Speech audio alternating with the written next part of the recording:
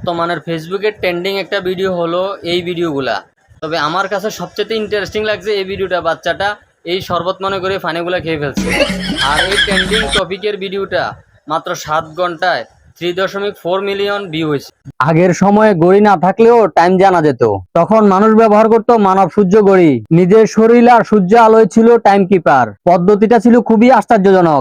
সঠিক স্থানে দাঁড়ালে আপনার ছায়া বলে দিত এখন কয়টা বাজে। একজন ব্যক্তি সেপ্টেম্বরের দুপুর 2:30 এই কৌশল ব্যবহার করে সময় নির্ধারণ করেছে।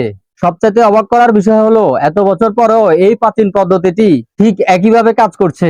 এমন ভিডিও পেতে আমাদের পেজটি ফলো দিয়ে আমাদের সাথে থাকুন। দেখেন ভাই, এলাকা ছোট ভাইদের কাজ, তাদেরকে আপনি যতক্ষণ লক্ষ্য রাখবেন তারা ততক্ষণ ঠিক।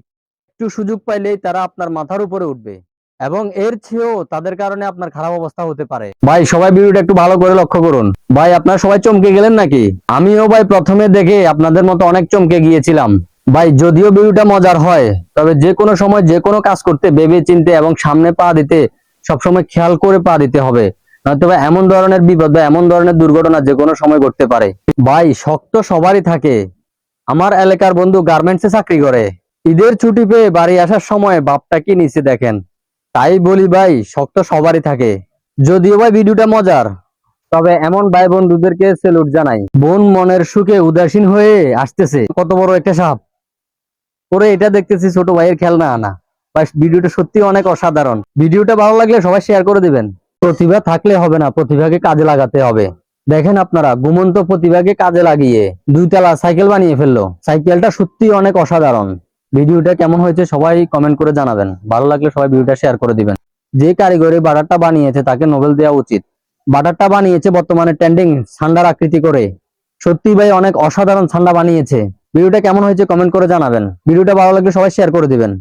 ভাই সবাই ভিডিওটা ভালো করে লক্ষ্য করুন। এমন পাত্রে গরুকে খাওয়া দেওয়া থেকে সবাই বিরত থাকবেন। এমন পাত্রে গরুকে খাবার দিলে যে কোনো সময় যে কোনো ধরনের দুর্ঘটনা ঘটতে পারে। গরুটা এভাবে আটকে যাওয়ার কারণে গরুটার জীবনে ঝুঁকি থাকতে পারে এবং মানুষের জীবনেও ঝুঁকি থাকতে পারে। আটকে যাওয়াতে সে কিছু দেখতে পারতেছে না, তখন সে যে কোনো একদিকে গিয়ে মানুষকে আক্রমণ করতে পারে, মানুষের ক্ষয়ক্ষতি হতে পারে। এটাই হচ্ছে বর্তমান দেশের পরিস্থিতি। বর্ষাকাল বৃষ্টি হলে রাস্তায় পানি জমে নদী বা সাগর হয়ে যাচ্ছে।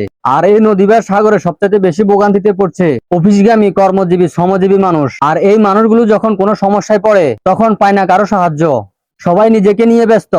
সবাই ভিডিওটা শেয়ার করে সবাইকে দেখার সুযোগ করে দিবেন। এই ভিডিওটা পাকিস্তানের একটা ভিডিও। এই ভিডিওতে দেখানো হয়েছে পাকিস্তানের মানুষের জীবনযাত্রা কেমন হয়। আর সেখানে অনেকগুলা নদী আছে। নদী পারাপারের জন্য তারা তাদের কৌশল কাটিয়ে একটা পদ্ধতি করে রেখেছে। সেই পদ্ধতিতে নদীর এক পার থেকে অন্য পারে কিভাবে যেতে হয় দেখেন।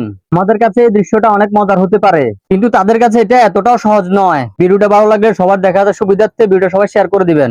আপনারা এই ভিডিওটা একটু ভালো করে লক্ষ্য করেন। বান্ধবী শুধু কথা বলেই যাচ্ছে আর সে শুধু শুনেই যাচ্ছে। এখানে দেখেন বন্ধু শুধু বলেই যাচ্ছে আর সে শুধু শুনেই যাচ্ছে।